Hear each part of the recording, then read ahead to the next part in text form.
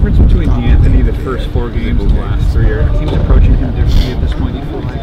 Yeah. Teams are definitely doing things to account for him, which makes sense. You know, and there's been certainly a lot of things that we haven't done just because of how the game has turned out or evolved. And so, you know, that's one of those things that is an unfortunate byproduct of having a couple other playmakers or you know, guys, ways that maybe teams can try to take something away. Or, you know, it's kind of like last year, David Paulson might have a 8-catch game, and then he might have a no-catch game, but Michael James ran for 200 yards. So, you know, it's just kind of one of those things. And every snap is crunch time. You know, that's the way we try to approach it. And certainly there's been games, whether it's the Arizona game, you know, that we didn't start as well as we could, should, would have, versus the Arizona State game where maybe we started, you know, obviously not initially as good, but throughout the first half pretty well, but then the second half wasn't as good. And that's why, you know, we just want to play the next play.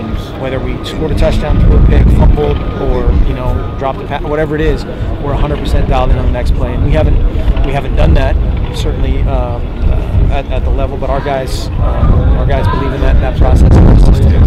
I think to a man. I saw Herman.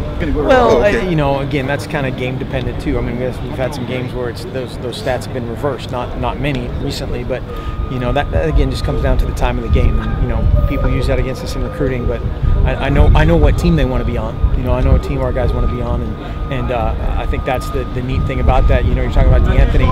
You see him running full speed as a decoy, just as you see him run full speed as the guy with the ball in his hands, and that's the special thing about our guys is they don't just kind of buy into that; they truly believe that, and that's I've never been around a place like this in